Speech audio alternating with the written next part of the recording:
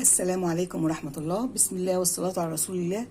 دلوقتي احنا هنعمل حاجة كده خفيفة عشان نشرب بيها الشاي، علشان بقى ايه، زهقنا من الكحك والحاجات دي طبعا، وكمان الكحك والحاجات دي بياخد سمنة وغلبة هنعمل حاجة خفيفة كده نفطر بيها مع الشاي.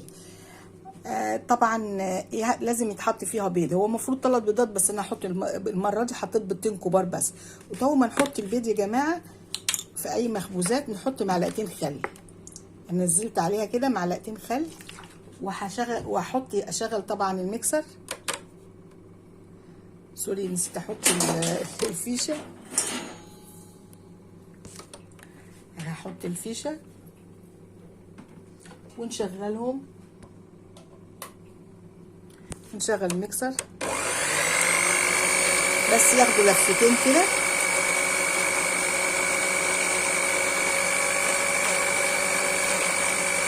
نحط عليهم كوبايه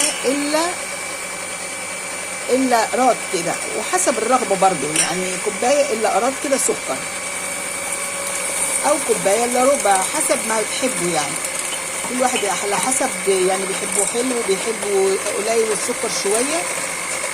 ده اسمه انس، اللي احنا هنعمله ده اسمه انس، بسكوت الانس. بسكوت الانس ده جميل وبيتباع في الافران، غالي جدا جدا.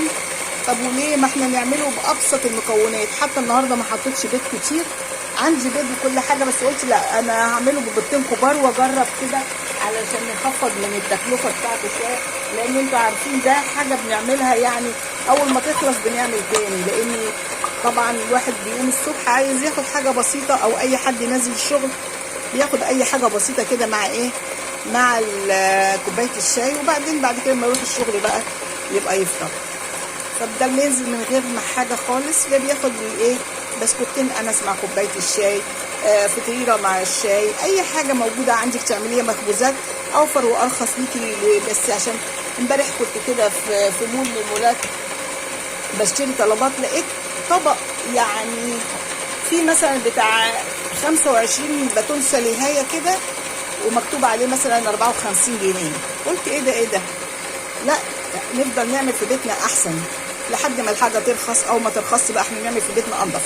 ودول معلقتين ينسون حمصتهم بسيط كده على النار، سخنتهم على النار بس مجرد تسخين كده عشان ريحتهم، وطحنتهم في المطحنه لفه كده لحد ما نعموا شويه، علشان نستفيد بيه. علشان لو حطيناه صحيح واكلناه صحيح ونزل صحيح مش هنستفاد بيه.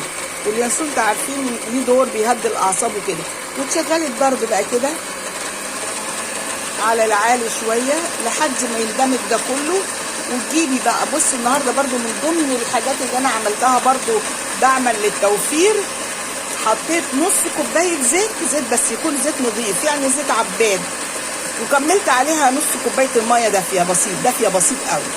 يعني بدل ما احط كوبايه زيت او كوبايه الا ربع زيت، حطيت نص كوبايه زيت ونص كوبايه عليها ميه دافيه، وعملتهم كوبايه همال والمج اهو. علشان ايه؟ علشان ده بيتعمل بالزيت، ما بتحطلوش لبن، فده علشان احط كوبايه زيت برضه هيبقى التكلفه عاليه. فقلت طب وليه؟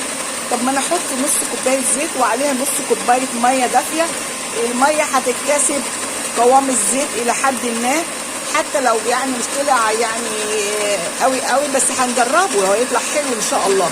وهروح حاطه كوبايه الزيت كده بالميه على الخليط، وهسيبهم برده يخلطوا شويه، ما فيهوش اي شغل خالص. وبعدين هنا معايا 3 كوبايات دقيق، وعليهم ذره ملح. انا بحط الورقه كده علشان اعرف ان انا حطيت ذره الملح. وعليهم 1 كيك، 1 بيكنج باودر، اي ماركه انت بتحبيه. وبس بعد ما يتضربوا دول شويه هحط الدقيق عليهم والبيكنج باودر وبس. يبقى كده، يبقى دقيق وسكر والسائل اللي بدل اللبن هيبقى، مش احنا في الكيكه بنحط لبن، لا هنا بنحط زيت. وانا النهارده حطيت زيت، نص كوبايه زيت ونص كوبايه ميه، والبيكنج باودر والدقيق والسكر، هم دول ال6 المكونات اللي بيبقوا في اي كيكه او اي بسكوت. فانا دلوقتي حطيت هنا ايه، حطيت بيضتين ومعلقتين خل وضربتهم شويه وحطيت مع كوبايه الا كده سكر. هكتب لكم كمان الحاجات دي في الوصف، المقادير في صندوق الوصف. وحطيت كوبايه الا سكر وضربتهم شويه، وبعدين حطيت عليهم نص كوبايه الزيت، وعليها فيها نص كوبايه ميه دافيه، وهنا ال3 كوبايات دي وذره الملح وباكو كيك شيف، ودي ما بتحطلهاش لبن ولا سمن ولا حاجه، بنحط لها المكونات دي بس. هبطل الميكسر شويه واضيف الدقيق والحاجات دي واحطها في الصينيه واوريها لكم.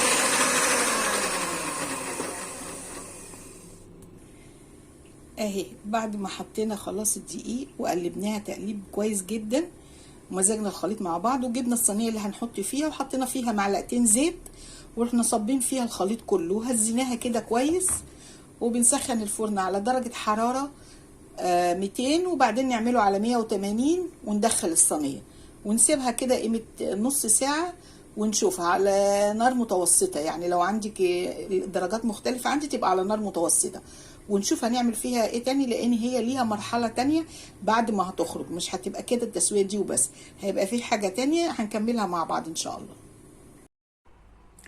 وادي حبايبي الانس اللي عملناه، طلع طعمه جميل جميل جدا، واحنا طبعا قطعناه واحنا حاطينه على الجنب التاني في الصينيه ديت. بعد ما خرج واستهدى شويه قطعناه وحطيناه في الصينيه دي على الجنب التاني، علشان ايه؟ يتحمر من فوق وتحت، يبقى كله محمر كده، بيبقى بقى طعمه جميل جدا مع كوبايه شاي ساده او بلبن حسب ما تحبوا. حاجه جميله جدا جدا، لو جربتوه هيعجبكم جدا، وخفيف ولذيذ، والمقادير بتاعته بسيطه جدا جدا وموجوده في كل بيت، يعني مش هتعمل لك اي مشكله، في اي وقت عايزه تعمليه هتعمليه، سهل ومقاديره رخيصه جدا. وانا هكتب لكم كل المقادير في صندوق الوصف ان شاء الله، ولو عجبكم يبقوا نفذوه جربوه، والله هتجربوه مش هتندموا، لانه هيعتبر يعني حاجه رخيصه جدا بالنسبه للي انت بتجيبيه من بره. او ده عمل لك ال3 كوبايات دي عملوا لك يجي كيلو انس، يعني ده غير الولاد كمان اكلوه، فانت يعني كيلو انس ده اقل حاجه هتجيبيه من بره بكام؟